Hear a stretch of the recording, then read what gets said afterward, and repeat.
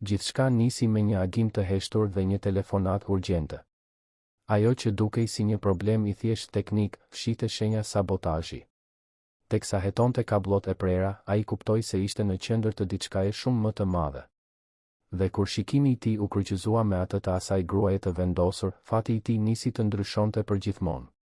Nëse kjo histori ju interesoi, mos harroni të abonoheni në kanal dhe na tregoni nga cili qytet po na ndiqni. Tani, le të vazhdojmë. Agimi në dhërmi kishte atë heshtjen e rëndë që ekziston vetëm kur bota ende nuk është zgjuar. Ora ishte saktësisht 4 e mëngjesit kur Artan Hoxha kaloi rrugën e errët me çantën e vejglave që I përplasej lehtë pas shpine me çdo hap. Drita e elektrikut të kokës çante errësirën duke ndriçuar rrugën e pasfaltuar që të çonte te porta kryesore e resortit Bregu I Kaltër, një nga ndërmarrjet më luksoze të gjithë Bregdetit shqiptar. Artani e njihte përmendësh atë rrugë, e kishte përshkuar qindra herë gjatë viteve të fundit, por atë agim diçka ishte ndryshe. Ndoshta ishte lodhja e akumuluar, ndoshta kujtimi I artës që flinte në shtëpinë e fqinjes, ose ndoshta thjesht intuita se ajo ditë do të ndryshonte gjithçka. Ai nuk e kishte planifikuar të ishte aty. Në fakt, pas një turni të 2 fish në firmën ku punonte, gjithçka që Artani donte ishte të shtrihej pranë shtëpisë dhe të flinte për disa orë para se të niste gjithçka nga e para. Por telefoni ra në 3:30 të mëngjesit dhe në anën tjetër të linjës ishte Miri, shoku I tij I vjetër I punës, me një zë të mbushur me dëshpërim. Një defekt elektrik kishte lënë pa energji të gjithë zonën ekskluzive të resortit dhe tekniku I turnit thjesht nuk po e zgjidhte dot. Klientët ishin të tërbuar, administrata ishte në panik dhe Miri ju lut për ndihmë Artanit, elektricistit të vetëm që njihte, I aftë për të zgjidhur probleme komplekse në mes të natës. Artani hezitoi. Mendoj për Artën se si do të zgjohej pas 3 orësh dhe ai nuk do të ishte aty për t'i bërë gërshetat që I pëlqenin aq shumë, për t'i përgatitur qumështin me kakao të vakët ashtu siç e preferonte ajo. Mendoj për premtimin që I kishte bërë vetes se kur më nuk do ta vinte punën para shtëpisë. Por pastaj Miri përmendi se pagesa do të ishte bujare e mjaftueshme për të mbuluar materialet shkollore që Artës do t'i duheshin në fillim të muajit tjetër, dhe Artani ndjeu peshën e njohur të përgjegjësisë t'i shtrëngonte gjoksin. Tha po, veshi uniformën tashmë të vjetruar, I puthi ballin së bijës që flinte dhe doli në errësirën e agimit. Kur arriti në resort, Artanin e priti Miri, I cili dukej më nervoz se sa e kërkonte situata. Ata ecën me shpejtësi nëpër korridoret e boshatisura, duke kaluar pranë kopshteve të kuruara me përpikëri dhe pishinave që shkëlqenin nën dritën e hënës. Zona ekskluzive ndodhej në pjesën më të largët të kompleksit, një grup apartamentesh luksoze me pamje të privilegjuar nga deti. Kur arritën në dhomën e kontrollit, Artani e kuptoi menjëherë se diçka nuk shkonte. Nuk ishte thjesht një defekt I zakonshëm elektrik. Dikush kishte ndërhyrë qëllimisht në qark. Kablot ishin prerë me saktësi, jo këputur nga mbi ngarkesa. Lidhjet ishin shkëputur në mënyrë metodike, pothuajse kirurgjikale. Artanit I hyri një e ftohtë në shpirt. Ky nuk ishte aksident, ishte sabotazh. Ai shikoi Mirin, I cili shmangu vështrimin, dhe në atë moment Artani kuptoi se po futej në diçka shumë më të madhe se një problem I thjesht elektrik. Por tashmë ishte aty, tashmë kishte pranuar dhe kishte punë për të bërë. Ndërsa Artani ekzaminonte dëmet dhe planifikonte në mendje riparimet e nevojshme, dera e dhomës së kontrollit u hap me forcë. Një grua hyri brenda dhe edhe në gjysmërësirën e ndriçuar vetëm nga dritat e emergjencës, prania e saj e mbushi hapësirën. Ishte e gjatë, elegante, me flokë të zi të mbledhur në një topuz të përsosur edhe në atë orë të vonë. Kishte veshur një xhaketë blu të errët mbi një bluzë të bardhë, pantallona klasike dhe taka që kumbonin në dyshemen e cimentuar. Por ishte shikimi ai që Artani vuri re I pari. Një shikim I lodhur, dyshues, I ngarkuar me një autoritet që vinte nga dikush që ishte mësuar të komandonte, por edhe nga dikush që ishte lodhur duke e bërë këtë e vetme. Besa Gjoni ishte 32 vjeç dhe mbante mbi supe peshën e një perandorie. Ajo e kishte trashëguar grupin e biznesit nga prindërit vetëm 8 muaj më parë, pasi I humbi në një aksident me varg gjatë një udhëtimi pune. Që atëherë, jeta e saj kishte qenë një varg I pafund mbledhjesh, vendimesh të vështira dhe ndjesia e vazhdueshme se po testohej nga të gjithë rreth saj. Resorti Bregu I Kaltër ishte xhevahiri I kurorës së kompanisë, projekti që prindërit e saj e donin më shumë, dhe ajo do të bënte gjithçka për ta mbrojtur. Ju jeni tekniku që erdhi për të zgjidhur problemin, tha ajo, jo si pyetje, por si konstatim. Zëri i saj ishte i prerë, por Artani dalloi diçka nën sipërfaqe, një brishtësi të fshehur nën shtresa kontrolli. Artani pohoi me kokë, duke fshirë duart e pantallonat e uniformës para se t'ia zgjaste për ta përshëndetur. Artan Hoxha, zonjë. Erdha sapo mora telefonatën. Besa e shikoi dorën e zgjatur për një moment që u duk më i gjatë se ç'ishte në të vërtetë, pastaj ja shtrëngoi shkurtimisht. Besa Gjoni. Jam pronarja e resortit.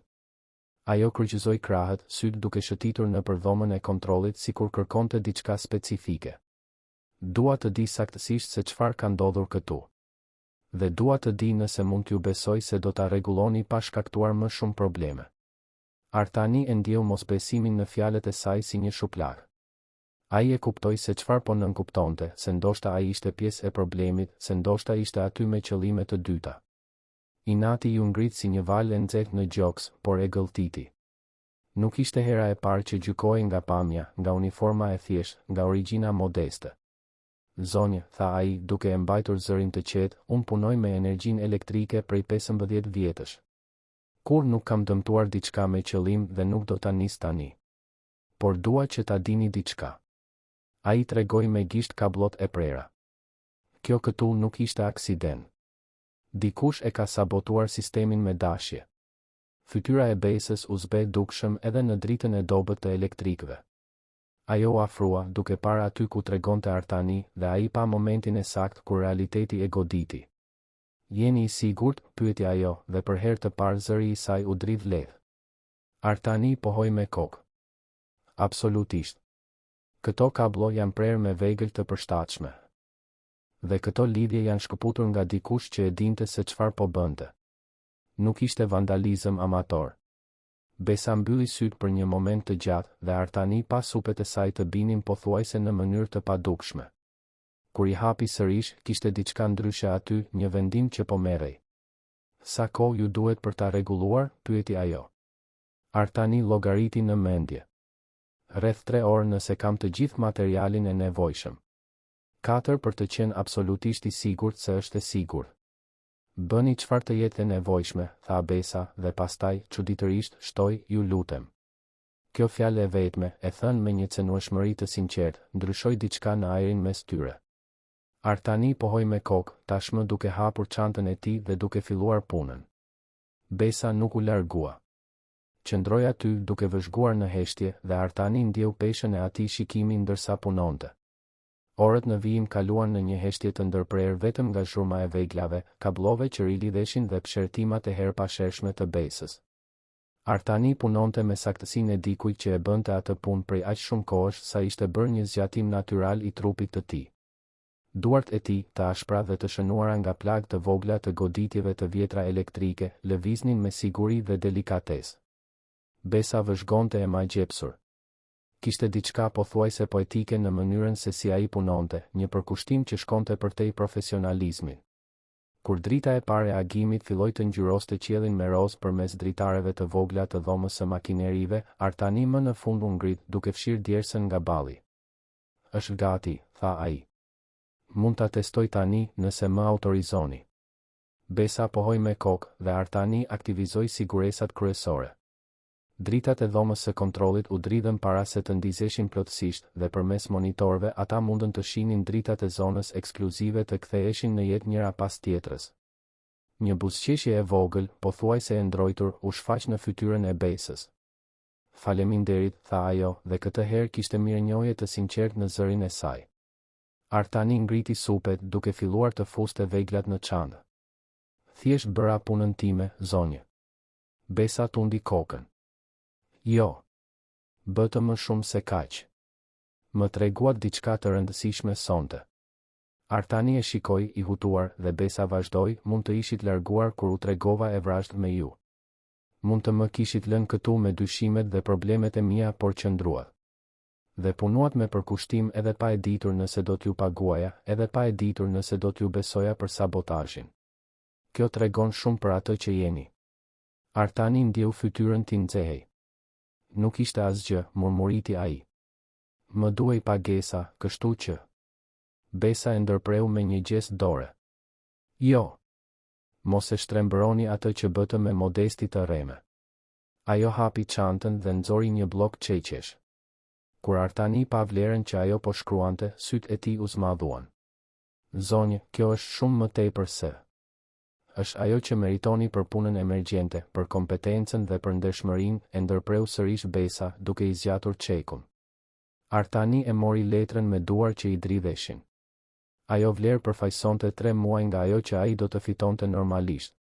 Përfaqësonte siguri, përfaqësonte mundësinë për t'i blerë artës jo vetëm materialet shkollore, por edhe atë fustanin që ajo kishte parë në vitrinë dhe e kishte përmendur me ndrojtje. Përfaqësonte të mos kishte nevojë të zgjidhte midis pagesës së qiras apo blerjes së ushqimit të mjaftueshëm. Faleminderit, tha ai, dhe zëri i doli më i ngjirur se ç'e priste. Besa pohoi me kokë, por pastaj hezitoi, sikur donte të thoshte diçka më shumë. Zoti Hoxha, filloi ajo, dhe Artani e ndërpreu butësisht, mund të më thërrisni Artan. Besa buzëqeshi lehtë. Artan. Dua që ta dini se do ta hetoj atë që ndodhi këtu. Dhe kur të zbuloj se kush fshihet pas kësaj, do të ketë pasoja. Ajo bëri një pauzë.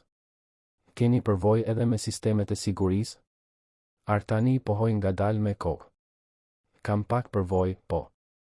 Kam punuar në instalimin e kamerave dhe alarmeve për disa vite. Besa kafshoi buzën e poshtme, një shprehje mendimtare i kaloi në fytyrë. Do të ishit i gatshëm të bënit një vlerësim të plotë të sistemit të sigurisë së resortit? Jo tani, sigurisht. Por ndoshta nesër. Ose pas nesër.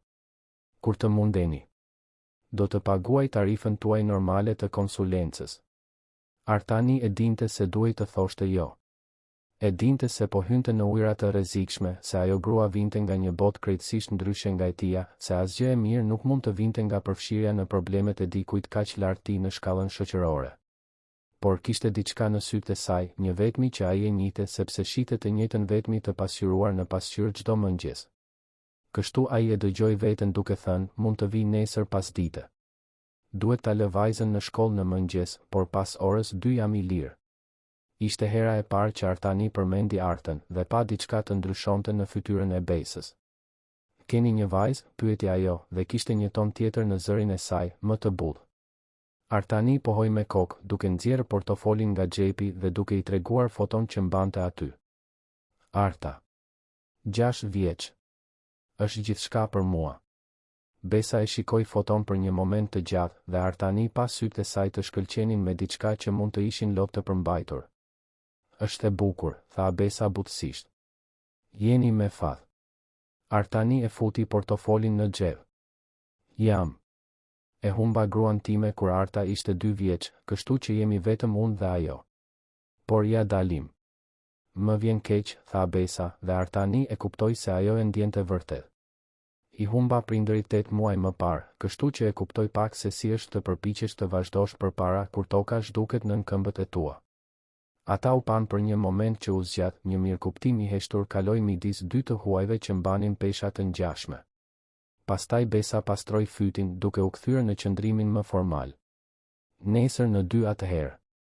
Mund të vini nga hyrja kryesore dhe të pyesni për mua në recepcion. Artani pohoi me kokë duke marrë çantën e tij. Shihemi nesër, Besa. Ishte hera e parë që ai përdori vetëm emrin e saj, pa zonjë, dhe të dy e vunë re intimitetin e rastësishëm të asaj rrëshitjeje. Ndërsa Artani ecte përsëri nëpër rrugën tashmë të ndriçuar nga drita e agimit, ai nuk mund ta hiqte Besa Gjonin nga mendja. Nuk ishte vetëm bukuria e saj, megjithse ajo ishte padyshim e bukur. Ishte diçka më e thellë. Ishte njoja e një shpirti po aq të lodhur, po aq të vetmuar, po aq të vendosur për të mos u shembur në mpeshën e përgjegjësive që dukeshin shumë të mëdha për një person të vetëm. Dhe ndërsa dielli linte mbi dhërmi, Artan Hoxha nuk e dinte ende, por sapo kishte takuar gruan që do t'ia ndryshonte jetën përgjithmonë. Po ju pëlqen kjo histori? Më tregoni mendimin tuaj për këtë histori dhe si mendoni se do të përfundoj. Artani arriti në shtëpi kur Arta ishte zgjuar tashmë, e ulur në tryezën e kuzhinës me fqinjen, teto dritën, e cila kujdesej për të sa herë që ishte e nevojshme. Vajza kishte flokët gështenjë të shpupuritur, syt ende të përgjumur, por fytyra e saj u ndriçua plotësisht kur pa të atin të hynte nga dera. Babi, bërtiti ajo, duke kërcyer nga karrigia dhe duke vrapuar për ta përqafuar. Artani e mori në krah, duke ndjer lodhjen e orëve të fundit të shkrihej pak me ngrohtësinë e atij për qafimit të shtrënguar. Më fal që nuk isha këtu kur u zgjove, princesh, murmuriti ai pranë flokëve të saj. Më duhej të punoja. Arta u largua pak për të parë fytyrën e të atit, duart e saj të vogla duke i mbajtur fytyrën me seriozitet. Je shumë i lodhur, babi. Syt i ke të kuq. Artani buzëqeshi duke i prekur hundën me të tijën. Jam mirë. Dhe shiko pak. Ai e uli vajzën në tokë dhe nxori çekun nga xhepi. Fitova ca para shtesë sot. E di çfarë do të thotë kjo? Arta zgurdulloi syt. Fustani blu, pyeti ajo, mezi duke e përmbajtur entuziazmin. Artani pohoi me kokë dhe vajza filloi të kërcente nëpër kuzhinë. Fustani blu. Teto drita buzëqeshi duke tundur kokën. Kjo vajzë i meriton të gjitha gëzimet e botës. Edhe ti, Artan. Punon shumë. Pasi Teto drita u largua dhe Arta ishte gati për shkollë, Artani e mori për dorë deri në stacionin e autobusit. Gjatë rrugës, Arta nuk pushonte së foluri për shkollën, për mësuesen e re që shpjegonte shkencën në një mënyrë argëtuese, për shokun e klasës që kishte ndarë ushimin me të një ditë më parë. Artani dëgjonte gjithçka me vëmendje, duke bërë pyetje, duke qeshur në momentet e duhura, por mendja e tij vazhdonte të kthehej te ajo dhomë kontrolli, te kablot e prera, te sytë e lodhur të Besa Gjonit. Babi, tha Arta pa pritur, duke i tërhequr mëngën e këmishës. Je larg përsëri. Artani u përmend, duke u kthyer në të tashmen. Më fal, zemër. Po mendoja për punën. Arta rudhi vetullat, një gjest që e bënte kur ishte e shqetësuar dhe që gjithmonë ja shtrëngonte zemrën Artanit. Po mendon shumë për punën kohët e fundit. Ndonjëherë kam frikë se do të më harrosh. Fjalët e goditën Artanin si një grusht në stomak. Ai ndaloi menjëherë, u ul në gjunjë në trotuar për të qenë në lartësinë e së bijës dhe i mbajti supet me butësi. Arta Hoxha, më shiko mua. Vajza ngriti syt dhe Artani pa lot që kërcënonin të binin. Unë kur nuk do të harroj. Ti je gjëja më e rëndësishme në jetën time. Gjithçka që bëj, çdo orë që punoj, është për ty që ne të kemi një jetë të mirë, që ti të mund të studiosh, që ti të kesh gjithçka që meriton. Por unë nuk kam nevojë për shumë gjëra, babi, tha Arta, dhe zëri i saj doli i vogël. Unë kam nevojë vetëm për ty. Artani ndjeu syt t'i digjinin. E tërhoqi të bien në një përqafim të shtrenguar, duke marrë frym thellë për të kontrolluar emocionin. E di, princesh. Dhe ti më ke mua. Gjithmonë. Ai u largua pak, duke i fshirë një lot që i kishte rrëshitur në faqe. Do të përpiqem të punoj më pak, në rregull? Do të përpiqem të jem më i pranishëm. Premtoj. Atë pasdite, në orën 2 fiks, Artani ishte në recepcionin e resortit Bregu i Kaltër. Kishte ndëruar uniformën e punës me një palë gjinse të pastra dhe një këmishë të thjeshtë, por të hekurosur mirë. Mbante çantën e tij me pajisje testimi për sistemet e sigurisë. Recepcionistja, një vajzë e re me një buzëqeshje profesionale, e shërbeu menjëherë. Mirëdita.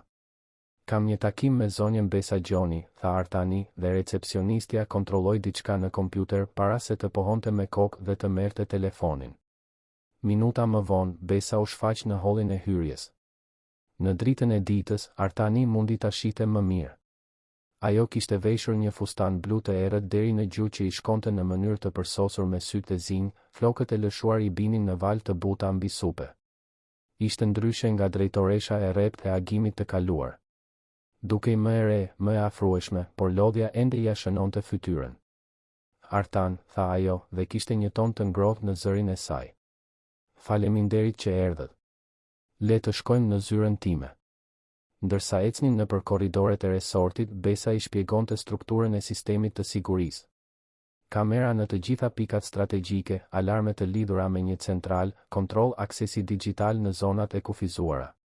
Gjithçka dukej e përsosur në letër, por Artani, me syrin e tij të stërvitur, filloi të vinte re të meta të vogla.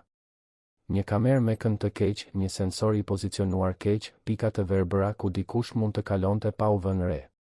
Ata kaluan orë të tëra duke shëtitur në për resort, Artani duke mbajtur shënime, duke bërë foto, duke testuar pajisje.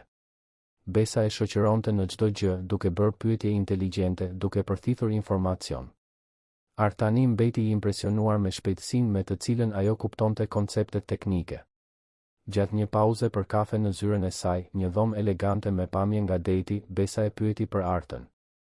Si ishte kur e le në shkollë sot, pyeti ajo, duke u shërbyer kafe të dyve në filxhan të hollë porcelani. Artani pranoi filxhanin, duke u ndjer paksa jashtë vendit në atë ambient luksoz. Ishte mirë, u përgjigj ai. Por tha diçka që më shqetësoi. Tha se ka frikë se do ta harroj sepse mendoj shumë për punën. Ai tundi kokën. Kur nuk e kisha imagjinuar se vajza ime 6 vjeçare do të ndiej kështu. Besa ul në karrigen përballë tij, duke mbajtur filxhanin e saj me të dyja duar. Fëmijët kuptojnë më shumë se sa mendojmë ne, tha ajo butësisht. Unë e kuptoja kur prindërit e mi ishin të shqetësuar, edhe kur përpiqeshin ta fshinin. E ndjeja peshën që mbanin edhe pa e kuptuar plotësisht. Artani e shikoi, duke parë për herë të parë jo drejtoreshën e fuqishme, por vajzën që kishte humbur prindërit së fundmi. Duhet të jetë e vështirë, tha ai. Të marrësh përsipër gjithë këtë e vetme. Aq më tepër duke i humbur në mënyrë kaq të papritur. Besa e ktheu shikimin nga dritarja, ku deti shkëlqente në ndjellin e pasdites. Është sikur toka të jetë zhdukur, rrëfeu ajo. Një ditë ata ishin këtu, duke komanduar gjithçka me aq lehtësi, dhe ditën tjetër unë isha ulur në këtë karrige pa pasur idenë se si ta mbushja zbrazëtin që lan pas. Ajo bëri një pauzë, duke pirë një glënjë kafe. Ndonjëherë zgjohem duke menduar se ende mund t'u telefonoj dhe t'u kërkoj këshill. Pastaj kujtohem se nuk mundem. Dhe duhet t'i marr të gjitha vendimet vetë. Artani ndjeu një lidhje të thellë me ato fjalë. E kuptoj plotësisht, tha ai. Kur Elira vdiq, Arta ishte shumë e vogël. Nuk e dija si do të isha baba i vetëm.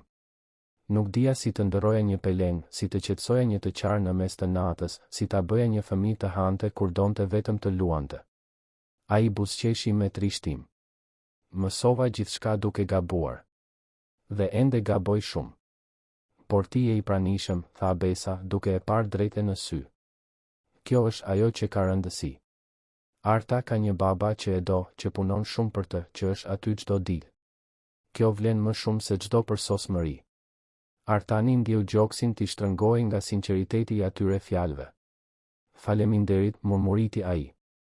Besa pohoi me kokë, dhe për një moment ata qëndruan në një heshtje komode, dy të huaj të bashkuar nga përvoja e përbashkët e humbjes dhe përgjegjësisë. Momenti u ndërpre nga dera e zyrës që u hap vrullshëm. Një burr hyri pa trokitur, i gjatë, në moshë të mesme, i veshur me një kostum të shtrenjtë dhe një shprehje përbuzjeje. Agim Gjoni, xhaxha i Besës. Artani e ndjeu menjëherë tensionin që hyri në dhomë bashkë me të. Besa, tha Agimi, duke ignoruar plotësisht Artanin. Duhet të flasim për propozimin e konsorciumit. E kanë rritur sërish ofertën. Do të ishte çmenduri ta refuzoje. Besa u ngrit dhe Artani pa qëndrimin e saj të ndryshonte menjëherë. Brishtësia e momenteve më parë u zhduk, e zëvendësuar nga drejtoresha e hekur. Xhaxha Agim, të kam thënë tashmë se nuk jam e interesuar të shes. Kjo kompani është trashëgimia e prindërve të mi, dhe unë do ta nderoj. Agimi u fri, më në fund duke e parë Artanin me përbuzje të fshehur keq. E kush është ky, një tjetër nga projektet e tua bamirëse? Artani ndjeu inatin t'i ngrijej, por qëndroi i qetë. Agim, ky është Artan Hoxha, tha Besa, dhe zëri i saj kishte një ton të akull. Ai është një konsulent sigurie që po e punësoj. Dhe të sugjeroj ta rishikosh tonin tënd. Agimi qeshi shkurt dhe pa humor. Konsulent sigurie. Kështu po i quajmë tani? Besa, je e rrethuar nga njerëz të gabuar, duke marrë vendime të gabuara. Ky resort po humbet para, kemi pasur 3 incidente serioze në javët e fundit dhe ti këmbëngul të luash biznesmene. Nuk po luaj, kundërshtoi Besa, duart e mbledhura grusht anash trupit. Po punoj për të zbuluar se kush po i saboton operacionet tona. Dhe kur ta zbuloj, do të ketë pasoja. Agimi e shikoi me një shprehje që Artani nuk mundi ta deshifronte plotësisht, por që kishte diçka të llogaritur. Sabotazh, përsëriti ai duke tundur kokën. Gjithmonë ke qenë dramatike, Besa. Ndonjëherë gjërat thjesht shkojnë keq. Nuk ka konspiracion, nuk ka zuzar. Ka vetëm menaxhim të keq. Zoti Gjoni e dëgjoi veten duke thënë Artani dhe të dy u kthyen për ta parë sikur kishin harruar se ai ishte aty. Kabllot e prera që gjeta dje ishin prerë me qëllim. Nga dikush me njohuri teknike. Ky nuk ishte aksident apo menaxhim i keq. Ishte sabotazh i qëllimshëm. Agimi e shikoi nga kokat e këmbët me përbuzje. Dhe ti je specialist në çfarë saktësisht? Në rregullimin e llambave? Artani ndjeu gjakun t'i vlonte, por ishte besa ajo që u përgjigj, duke bërë një hap përpara, duke u vendosur pothuajse mes tyre. Ai është specialist në njohjen e diçkaje që nuk shkon. Që është më shumë se sa mund të them për ty kohët e fundit, Xhaxha. Tani, nëse më lejon, kam punë për të bërë. Agimi e shikoi për një moment të gjatë, pastaj pohoi shkurtimisht me kokë. Do të shohim sa gjatë do ta mbash këtë kokëfortësi, besa ime e dashur. Kur kompania të fundoset përfundimisht, mos thuaj se nuk u përpoqa të ndihmoja. Ai doli duke përplasur derën dhe heshtja që mbeti ishte e rëndë. Besa qëndroi në këmbë për disa sekonda para se të ulej sërish duke kaluar duart nëpër fytyrë. Më fal për këtë, tha ajo e lodhur. Xhaxha im beson se ai duhet të ishte në kontroll të kompanisë. Mendon se jam shumë e re, pa përvojë, shumë emocionale. Artani ul gjithashtu duke zgjedhur fjalët me kujdes. Ai duket shumë i interesuar për shitjen. Besa pohoi me kokë. Sepse do të merrte një komision bujar nëse shitja do të realizohej. Dhe sepse gjithmonë ka dashur atë që kishte babai im. Pasditja vazhdoi, por energjia kishte ndryshuar. Artani përfundoi vlerësimin e tij dhe përgatiti një raport paraprak. Kishte dobësi të shumta në sistemin e sigurisë, pika që mund të shfrytëzoheshin nga dikush që dinte se çfarë po bënte. Kur mbaroi së paraqituri gjetjet e tij, besa ishte e zbehë. Sa kohë duhet për t'i rregulluar të gjitha këto? Pyeti ajo. Artani llogariti. Rreth 2 javë, ndoshta 3, nëse mund të punoj disa orë në ditë. Do të duhej të ishte pas orës 3 pasdite, kur Arta është në shkollë. Besa pohoi me kokë. Mund të filloni nesër. Do të paguaj ditën e plot plus materialin e nevojshëm. Artani hezitoi. Zonja Gjoni. Besa, e korrigjoi ajo. Besa, rifilloi ai duke ndjerë çudinë e përdorimit të vetëm emrit të saj. Kjo do të kushtoj shumë para. Ndoshta më shumë se sa doni të investoni tek unë tani. Besa e shikoi drejt e në sy. Nuk ka të bëj me parat, Artan. Ka të bëj me besimin të personi i duhur. Dhe unë të besoj ty. Ajo bëri një pauzë. Nuk e di pse, duke pasur parasysh se u njohëm dje, por të besoj. Artani ndjeu diçka të lëvizte në gjoksin e tij, diçka që nuk e kishte ndjerë prej shumë kohësh. Faleminderit, tha ai thjesht. Do ta nderoj këtë besim. Ndërsa përgatitej të largohej, Besa e shoqëroi deri te dera. Artan, e thirri ajo kur ai ishte gati të ikte. Faleminderit. Që je këtu. Që beson se diçka nuk shkon. Që nuk më bën të ndihem e çmendur. Artani buzëqeshi. Nuk je e çmendur, Besa. Ke të drejtë. Dhe do ta zbulojmë se kush fshihet pas kësaj. Atë natë, pasi vuri Artën në gjumë, Artani ul në divanin e vogël të dhomës së ndenjes dhe mendoi për gjithçka që kishte ndodhur në 24 orët e fundit. Kishte takuar një grua të jashtëzakonshme, kishte hyrë në një botë krejtësisht ndryshe nga e tija dhe në një farë mënyre ishte bërë pjesë e diçkaje më të madhe se një punë e thjesht mirëmbajtjeje.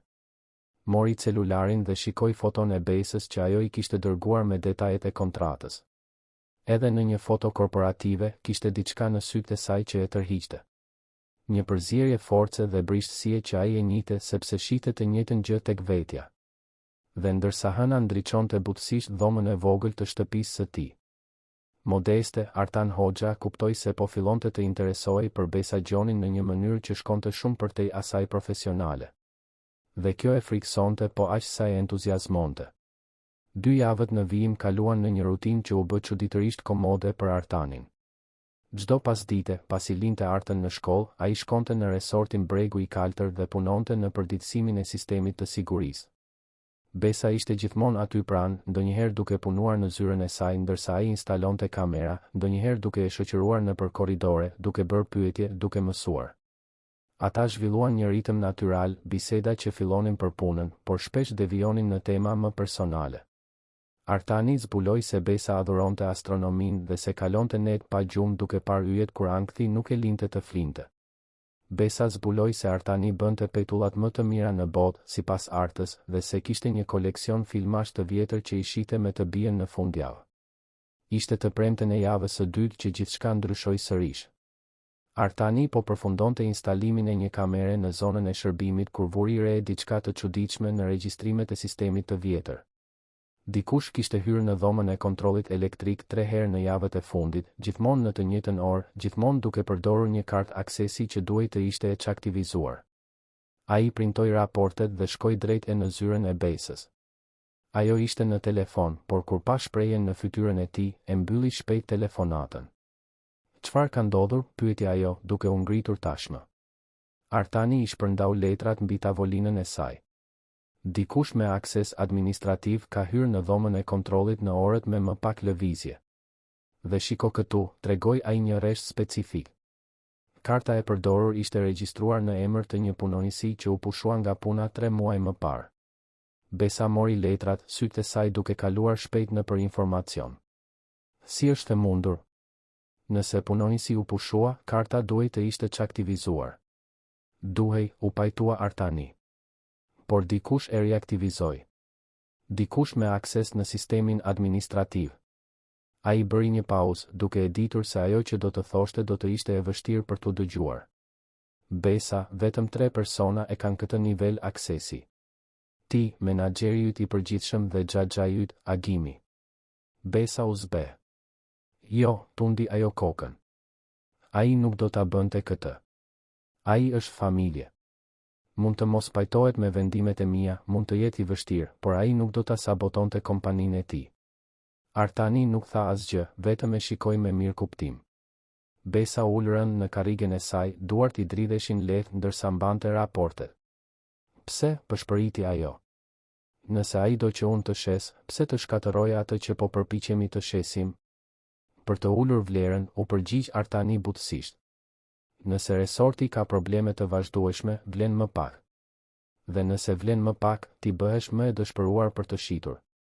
Dhe kur më në fund shet me siguri me një çmim më të ulët, kush mendon se do të jetë gati për të blerë me çmim qesharak dhe pastaj ta rishes me vlerën reale?" Kuptimi e goditi Besën si një val. Ai do ta shkatërroj kompaninë, do të detyroj një shitje të dëshpëruar, do ta blej për një fraksion të vlerës dhe pastaj do ta rishes kur gjithçka të funksionojë normalisht sërish. "Saktësisht", tha Artani. "Dhe ai merr jo vetëm një komision për shitjen fillestare, por të gjithë fitimin nga rishitja." Besa mbuloi fytyrën me duar dhe Artani pa supet e saj të dridheshin. Ai donte të shkonte tek ajo, ta ngushëllonte, por nuk e dinte nëse do të ishte e përshtatshme. Pastaj Besa ngriti fytyrën dhe nuk kishte lot, vetëm vendosmëri të ftohtë. "Do ta kapim", tha ajo. "Do të mbledhim çdo provë, çdo dëshmi dhe do ta demaskojmë." Artani pohoi me kokë. "Do të instaloj kamera shtesë në pikat strategjike. Të fshehta. Nëse ai kthehet, do të kemi regjistrim vizual." Besa u pajtua dhe pastaj, çuditërisht, zgjati dorën dhe preku krahun e Artanit.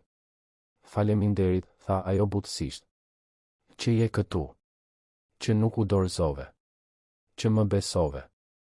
Artani shikoi aty ku dora e saj prekte krahun e tij, duke ndjerë ngrohtësinë e asaj prekjeje përmes mëngës së këmishës. "Është e lehtë të besosh ty, Besa", u përgjigj ai, dhe zëri I doli më I ulët se ç'e priste. "Ti je një nga njerëzit më të fortë që kam takuar ndonjëherë." Besa e shikoi dhe diçka kaloi mes tyre, diçka që asnjëri prej tyre nuk ishte gati ta emërtonte, por që të dy e ndjenin qartë.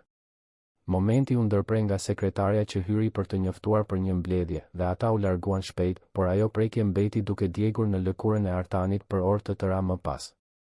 Atë fundjavë, Artanit I lindi një ide. Arta e kishte pyetur vazhdimisht për vajzën e resortit, kurioze për këtë person që zinte kaq shumë mendimet e të atit. Ai vendosi se ndoshta ishte koha t'i prezantonte. Të shtunën në mëngjes, I telefonoi Besës. Ajo u përgjigj në zilën e tretë dhe Artani mund të dëgjonte zhurmën e detit pas saj. Ishte në plazhin përballë resortit. Besa, filloi ai, pak nervoz. E di që është fundjavë dhe duhet të jesh duke pushuar, por... Arta pyeti nëse mund të takonte. Nëse nuk është bezdi, sigurisht. Pati një pauzë në anën tjetër të linjës dhe Artani filloi të pendojë që i kishte telefonuar. Por pastaj Besa u përgjigj dhe kishte një butësi në zërin e saj që ai nuk e kishte dëgjuar kur më parë. Do të më pëlqente shumë ta takoja Artën. Mund të vini të hani mëngjes këtu. Ka një zonë të restorantit që është e qetë në fundjavë. 2 orë më vonë, Artani dhe Arta hynin në resort. Vajza kishte veshur fustanin blu që ati i kishte bler, flokët të mbledhur në 2 gërsheta të kujdesshme, sytë e zgurdulluar ndërsa shikonte gjithçka përreth. Është shumë bukur këtu, babi, përshpëriti ajo, sikur kishte frikë të fliste me zë të larë. Artani i mbajti dorën. Po, princesh. Por e mban mend çfarë folëm? Mund të flasësh normalisht. Nuk ke pse të kesh frikë. Besa i priste në një tavolinë me pamje nga kopshti dhe kur Artani e pa, zemra i bëri një kërcim. Ajo kishte veshur një fustan të lehtë pambuku të bardhë, flokët e lëshuar, pa grim dhe ishte më e bukur se kur më parë. Por ishte kur ajo shikoi Artën dhe e gjithë fytyra e saj u ndriçua me një buzëqeshje të sinqertë që Artani ndjeu diçka t'i shtrëngoi në gjoks. Ti duhet të jesh Arta, tha Besa, duke u ulur në gjunjë për të qenë në lartësinë e vajzës. Babai yt më ka folur aq shumë për ty. Arta shikoi të atin, i cili pohoi me kokë inkurajuese, pastaj u kthye te Besa. Edhe ai ka folur për ty, tha vajza me sinqeritetin brutal të fëmijëve. Tha se je shumë e zgjuar dhe shumë e bukur dhe se je e trishtuar sepse i ke humbur prindërit gjithashtu. Mami im vdiq kur isha e vogël, kështu që e di se është keq. Besa puliti sytë shpejt, qartësisht e befasuar dhe e prekur nga çiltërsia e vajzës. Puliti disa herë duke kontrolluar emocionin. Është keq vërtet, u pajtua ajo butësisht. Por e di çfarë ndihmon? Të gjesh njerëz të veçantë që të kuptojnë. Si ti dhe babai yt. Mëngjesi ishte çuditërisht i lehtë. Arta, pas ndrojtjes fillestare, filloi të llomoste për shkollën, për librat e saj të preferuar, për si donte të bëhej astronaute kur të rritej. Besa dëgjonte gjithçka me vëmendje të sinqertë, duke bërë pyetje, duke ndarë historitë e saj kur ishte fëmijë dhe ëndërronte të bëhej shkencëtare.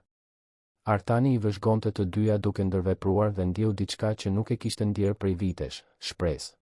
Shpresë se ndoshta, vetëm ndoshta, nuk ishin të destinuar të jetonin gjithmonë vetëm ata të dy kundër botës.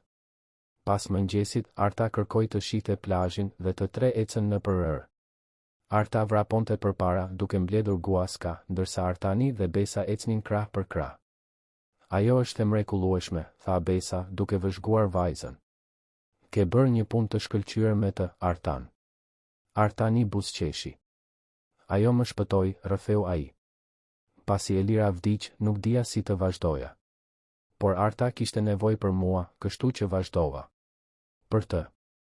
Dhe diku gjatë rrugës, mësova të jetoja sërish. Besa ndaloi duke e parë. Pikërisht kështu ndihem unë tani. Sikur thjesht po vazhdoj sepse duhet, jo sepse dua. Artani e shikoi duke parë brishtësinë në ata sy të zinj. Do të përmirësohet, tha ai butësisht. Nuk bëhet e lehtë, por bëhet e mundur. Dhe nuk ke nevojë ta bësh vetëm. Besa ja mbajti shikimin. Ndjej se nuk jam vetëm kur ti je afër, pranoi ajo. Është e çuditshme, sepse mezi njihemi, por... E kuptoj, e ndërpreu Artani. Ndjej të njëjtën gjë. Ata qëndruan aty në rër me zhurmën e dallgëve përreth, Arta duke qeshur në distancë dhe diçka ndryshoi përfundimisht mes tyre në atë moment. Nuk ishte më vetëm tërheqje apo lidhje profesionale. Ishte diçka më e thellë, më e frikshme, më reale. Artani bëri një hap përpara dhe Besa nuk u largua. Ai ngriti dorën, hezitues, dhe i preku fytyrën butësisht. Besa mbylli syt nga prekja dhe kur i hapi sërish, ata shkëlqenin. Babi, zëri i Artës e theu momentin. Shiko këtë guask. Është gjigante. Ata u larguan shpejt, por të dy po buzëqeshnin. Artani shkoi te e bia, ekzaminoi guaskën, lavdëroi zbulimin e saj. por kur shikoi pas, Besa ishte ende aty në rër dhe mënyra se si e shikonte ja bëri zemrën të rritë më shpejt. Atë natë, pasi Arta fjeti, Artani gjeti një zarf poshtë derës. Brenda ishte një letër e shkruar me kaligrafin e kujdesshme të një fëmije. Ishte nga Arta, drejtuar Besës. Besa, shkruaj në letër, e di që je e trishtuar vetëm. Edhe babi im trishtohet ndonjëherë, edhe kur buzëqesh. Por sot ju të dy dukeshit të lumtur në plazh. Më pëlqeve shumë. A mund të bëhesh shoqja ime? Dhe ndoshta, nëse do, mund të hash darkë me ne ndonjë ditë. Babi im bën petullat më të mira. Me dashuri, Arta. Kishte edhe një vizatim bashk që tregonte 3 njerëz të kapur për dore në plazh. Artani ndjeu syt t'i digjinin. Mori telefonin dhe i dërgoi një foto të letrës Besës. Ajo u përgjigj minuta më vonë, mund ta ruaj këtë? Artani shkroi, është e jotja. Besa u përgjigj, dark nesër? Artani buzëqeshi para telefonit, do të ishte një nder. Por të hënën, gjithçka u shem. Artani arriti në resort dhe gjeti rojet e sigurisë që e prisnin në hyrje. E quan në një dhomë ku e priste Agim Gjoni, bashkë me menaxherin e përgjithshëm të resortit dhe 2 avokatë. Zoti Hoxha, tha Agimi me një simpati të rreme. Kemi disa pyetje për parregullsi të zbuluara në kamerat e sigurisë. Artani ndjeu stomakun t'i fundosej. Çfarë parregullsish? Agimi rrëshiti disa foto mbi tavolinë. Ishin imazhe të Artanit duke punuar në sisteme, por të modifikuara në mënyrë që të dukej sikur ai po shkëpuste kamera në vend që t'i instalonte. Përveç kësaj, vazhdoi Agimi, kemi raporte se keni hyrë në zona të kufizuara pa autorizim dhe se një sasi e konsiderueshme pajisjesh të shtrenjta është regjistruar në emrin tuaj, por kur nuk është instaluar. Jeni i akuzuar për vjedhje dhe sabotazh. Artani u ngrit vrullshëm. Kjo është gënjeshtër. E gjithë kjo është gënjeshtër dhe ju e dini. Agimi buzëqeshi ftohtë. Kam të gjithë dokumentacionin e nevojshëm. Dhe dëshmitar. Keni përdorur pozicionin tuaj të besimit për të manipuluar mbesën time dhe për të vjedhur nga kjo kompani. Dera u hap dhe Besa hyri me vrap. Çfarë po ndodh këtu? Kërkoi të dinte ajo. Agim, çfarë po bën? Po mbroj kompanin ton nga një kriminal, u përgjigj Agimi me qetësi. Konsulenti yt i sigurisë ka përdorur aksesin që t'i ja dhe me naivitet për të na vjedhur. Kam të gjitha provat. Besa shikoi fotot, dokumentet dhe Artani pa momentin e dyshimit t'i kalonte në fytyrë. Jo, tha ai, zëri i tij i dëshpëruar. Besa, ti më nje. E di kush jam. E gjithë kjo është një kurth. Të njoh, pyeti Besa dhe zëri i saj doli i çuditshëm. Njihemi vetëm prej 3 javësh. Si mund të jem e sigurt? Artani ndjeu sikur e kishin goditur me grusht. Dyshimi në sytë e saj i dhimbte më shumë se çdo akuzë. Agimi buzëqeshi duke e ditur se kishte fituar. Besa bëhu e arsyeshme. Ky njeri i pa një mundësi dhe e shfrytëzoi. Ti ishe e cenueshme, e vetmuar dhe ai e shfrytëzoi këtë. Është historia më e vjetër në botë. Artani shikoi Besën duke ju lutur në heshtje që ta besonte. Por ajo e shmangu shikimin. Zoti Hoxha, tha ajo formalisht dhe përdorimi i mbiemrit e preu si një thik. Derisa kjo të sqarohet, aksesi juaj në resort është i pezulluar. Artani pohoi ngadalë me kokë, duke marrë çantën e tij. E kuptoj, tha ai, zëri i tij pa jetë. Kur të jesh gati të dëgjosh të vërtetën, e di ku të më gjesh. Ai eci drejt derës, ndaloi, u kthye për herë të fundit. Arta shkroi një letër për ty për sa të lumtur ishim në plazh. Për shpresën për një familje.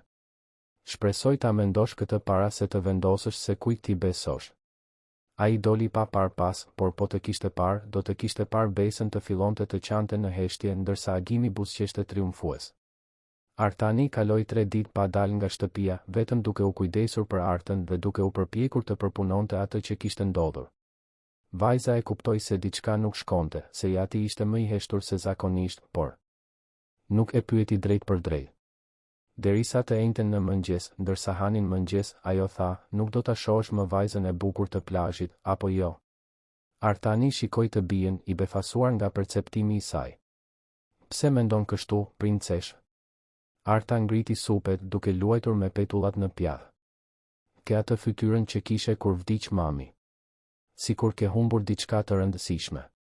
Artani ndjeu gjoksin t'i shtrëngoi. Është e komplikuar, zemër. Ndonjëherë njerëzit nuk na besojnë edhe kur duhet.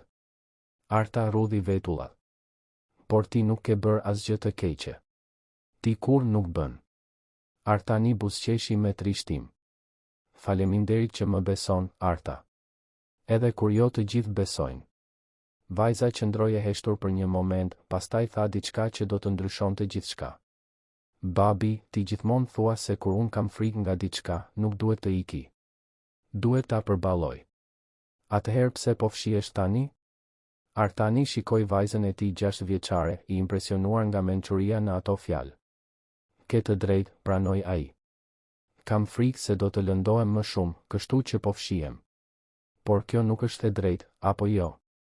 Arta tundi kokën. Duhet të luftosh, babi. Vajza e bukur ka nevojë për ty dhe unë mendoj se edhe ti ke nevojë për të. Në atë moment, Artani mori një vendim. Mori telefonin dhe i telefonoi Mirit, kolegut të tij të vjetër që ende punonte në resort. Kam nevojë për një nder, tha ai. Kam nevojë të hyj në sistemin e sigurisë për herë të fundit. Miri hezitoi. Artan, je akuzuar për vjedhje. Nëse të ndihmoj, mund ta humbas punën. E di, u përgjigj Artani. Nuk do të fajsoj nëse thua jo. Por e vërteta është në ato sisteme. Dhe Besa e meriton ta di të vërtetën. Pati një pauzë të gjatë. Mesnat, tha më në fund Miri. Hyrja e punonjësve. Unë e lë derën hapur. Ke 30 minuta. Atë natë, Artani u kthye në resortin Bregu i Kaltër si një fantazmë. Miri e priste siç kishte premtuar dhe së bashku shkuan në dhomën e kontrollit. Artani e dinte saktësisht se çfarë të kërkonte. Lidhi laptopin e tij me sistemin dhe filloi të kërkonte skedarët origjinal, ata që nuk ishin modifikuar. E dinte se agimi ishte i zgjuar, por gjithashtu e dinte se askush nuk fshin gjithçka në mënyrë të përsosur. Gjithmonë mbetet një gjurmë. Ju deshën 20 minuta, por më në fund i gjeti. Imazhet origjinale të kamerave që tregonin jo atë duke sabotuar, por agimin duke bërë pikërisht këtë. Dhe më shumë, ai gjeti emaile të fshira midis agimit dhe konsorciumit që donte të blinte resortin, duke detajuar planin e sabotazhit dhe blerjes së mëvonshme. Artani kopjoi gjithçka në një USB, përfshirë regjistrimet e javëve të fundit që tregonin agimin duke hyrë në zona të kufizuara, duke shkëputur sisteme, duke vendosur prova. Kishte gjithçka që i duhej. Tani vetëm duhej ta bënte Besën të dëgjonte. I dërgoi një mesazh. E di që nuk më beson tani, por dua që të shohësh diçka. Nesër, 7 të mëngjesit, në zyrën tënde. Nëse pas kësaj ende mendon se jam fajtor, do të largohem dhe nuk do të kthehem më kurrë. Por ma ke borxh këtë. E meriton ta dish të vërtetën.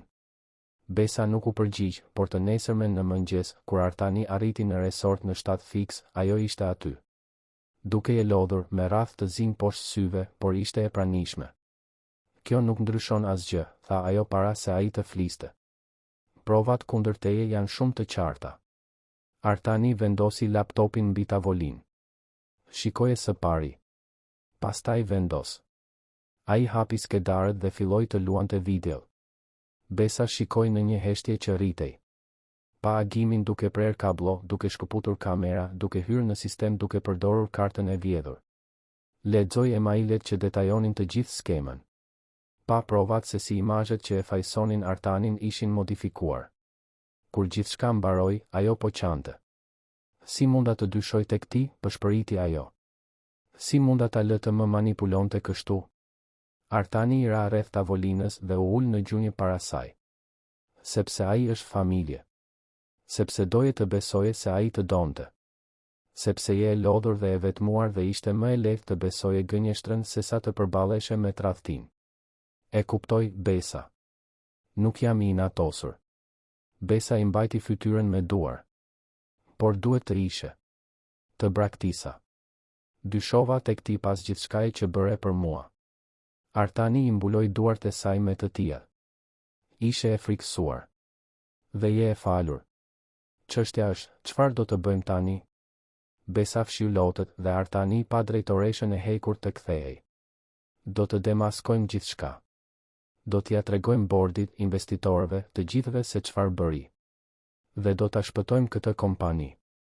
Ajo shikoi Artanin. Por nuk mund ta bëj këtë vetëm. Kam nevojë për ty. Jo vetëm si konsulent, por si. Ajo hezitoi duke kërkuar fjalët e duhura. Si dikush të cilit i besoj plotësisht. Si dikush që më bën të dua të jem më e mirë. Si dikush që unë. Ajo ndaloi e pa aftë të vazhdonte. Artani e përfundoi për të. Si dikush që ti e do. Besa e shikoi e befasuar nga guximi, por pastaj pohoi ngadalë me kokë. Po. Mendoj se po. E di që është çmenduri, njihemi prej më pak se një muaji, por edhe unë të dua, e ndërpreu Artani dhe ta thoshte me zë të lartë e bëri të dukej më reale, më e frikshme, më e mrekullueshme. Mendoj se rash në dashuri me ty atë agim të parë, kur ishe aq e friksuar, por shtireshe e fortë. Kur njoha tek ti të njëjtën dhimbje që mbaj edhe unë. Ata u pan për një moment të gjatë, pastaj Besa e tërhoqi Artanin për një puthje. Ishte e butë në fillim, hezituese, dy zemra të lënduara që testonin mundësinë e diçkaje të re. Por pastaj u thellua, duke u bërë një premtim, një angazhim, një zgjedhje. Kur u ndan, të dy po buzëqeshnin pavarësisht lotëve. Atëherë, tha Besa, zëri ende pak i dridhur. Do ta kapim një xhaxha tradhtar? Artani buzëqeshi. Do ta kapim një xhaxha tradhtar. Mbledhja e jashtëzakonshme u thirr për pasditën e asaj dite.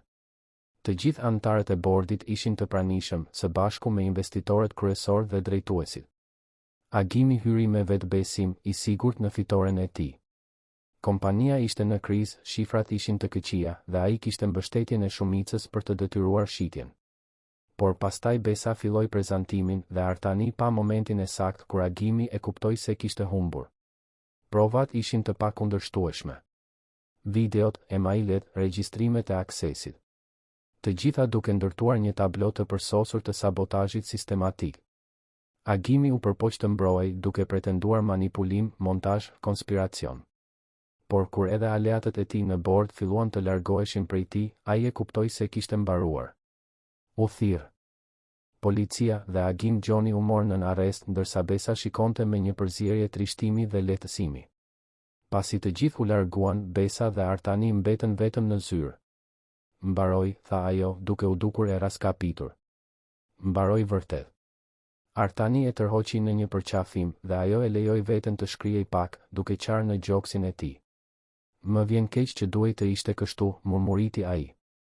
E di që ishte familje. Besa u largua, duke fshirë sytë. Ishte. Por familja e vërtet nuk tradhton. Familja e vërtet qëndron në krahun tënd. Siç qëndrove ti, siç qëndroi Arta, edhe pa më njohur mirë. Duke folur për Artën, tha Artani, duke buzëqeshur. Ajo do të doj të di nëse mund të shoh sërish. Besa buzëqeshi, hera e parë që buzëqeshi sinqerisht prej ditësh. Do të më pëlqente shumë ta shija Artën. Në fakt, ajo bëri një pauzë, duke u skuqur lehtë. Ajo ftesa për petulla është ende e vlefshme? Artani qeshi. Gjithmonë. Çdo të shtunë në mëngjes, nëse do. Në muajt në vijim, shumë gjëra ndryshuan. Besa zbatoi modelin bashkëpunues që kishte në mendje, duke i shndërruar punonisit dhe klientët në pjesë aktive të menaxhimit. Resorti jo vetëm që uri më këmbë, por lulëzoi në një mënyrë që nuk kishte lulëzuar kurrë më parë. Artani hapi kompaninë e tij të konsulencës së sigurisë, duke punësuar teknikë të tjerë si ai, njerëz të mirë që kishin nevojë vetëm për një mundësi. Dhe ngadalë, me kujdes, Artani, Besa dhe Arta filluan të ndërtonin diçka që asnjëri prej tyre nuk e kishte planifikuar, por që të gjithë e dëshironin thellësisht, një familje. Arta ishte e para që e quajti Besën mami i zemrës. Ishte një të shtunë në mëngjes, 6 muaj pas mbledhjes. Ata ishin në kuzhinë, Artani duke bërë petulla, Besa duke ndihmuar Artën me një projekt shkence për yjet. Mami i zemrës, tha Arta rastësisht, mund të ma japësh atë librin? Besa ngriu, sytë ju mbushën menjëherë me lodh. Arta e shikoi e shqetësuar. E thash gabim? Mund të quaj kështu? Besa e tërhoqi vajzën në një përqafim të shtrënguar. Mundesh, përshpëriti ajo. Të lutem, mund të më quash gjithmonë kështu. Dasma ishte e thjesht, në plazhin ku kishin ecur atë ditë të parë me Artën. Pak njerëz, shumë lule dhe zhurma e dallgëve si muzikë. Arta ishte shoqëruesja e nuses me fustanin e saj blu, duke shpërndar petale me një seriozitet të adhurueshëm. Kur Artani dhe Besa shkëmbyen betimet, folën për gjetjen e dritës në errësirë, për familjet që zgjidhen, për dashurinë që lind nga qëndrueshmëria dhe e vërteta. Dhe kur u puthën, Arta duart trokiti aq fort sa të gjithë qeshën.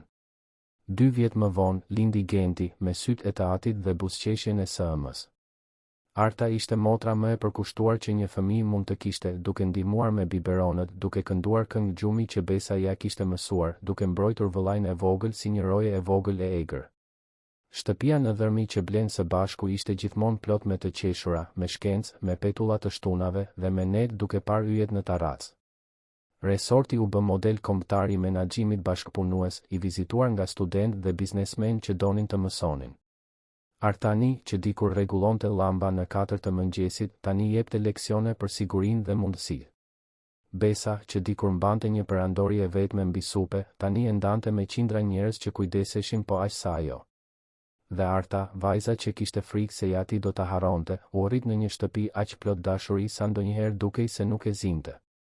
Vite më vonë, kur Arta ishte gati të hynte në universitet për të studiuar astrofizik, ajo gjeti letrën që i kishte shkruar Besës atë ditë të parë. E lexoi me zë të lartë gjatë darkës dhe të gjithë qeshën dhe qanë duke kujtuar se si filloi gjithçka. Ti e dije që në fillim, i tha Artani së bijës. E dije para nesh. Arta buzëqeshi. Unë thjesht e dija se ju të dy kishit nevojë për njëri tjetrin. Dhe se ne mund të ishim të lumtur së bashku. Ajo shikoi prindërit, vëllain e vogël që luante në dysheme. Dhe kisha të drejtë, apo jo? Besa dhe Artani u pan mbi tavolinë, duart të ndërthurura, dhe u përgjigjen në një zë, kishe. Kjo histori, që filloi me kablo të prera në 4 të mëngjesit, përfundoi me një familje të tërë, me ëndra të realizuara, me dashuri që mposhti të gjitha ndryshimet. Përfundoi me sigurinë se ndonjëherë, kur bota ende fle dhe gjithçka duket e errët, është pikërisht aty ku zemrat më trime gjejnë dritën e tyre të re. Fundi i historisë. Të dashur dëgjues, shpresojmë që historia e Artanit dhe Besës t'ju ketë prekur zemrën. Nëse jeni emocionuar me këtë udhëtim dashurie, të i kalimi dhe familjeje, lini pëlqimin tuaj, abonohuni në kanal dhe na tregoni në komente se çfarë ju la më shumë mbresa në këtë histori. Ishte guximi i Artës? Forca e Besës? Këmbëngulja e Artanit? Çdo ditë, ne sjellim histori intensive si kjo, që zbulojnë anën më të thellë të shpirtit njerëzor, që tregojnë se dashuria e vërtetë i mposhtë të gjitha barrierat kur ka të vërtetë, respekt dhe guxim. Shumë faleminderit që na ndoqët deri këtu dhe ju presim në episodin e ardhshëm me një tjetër histori që do t'ju emocionojë. Deri atëherë, dhe urojmë që jeta juaj të jetë plot dritë, dashuri dhe mundësi të reja.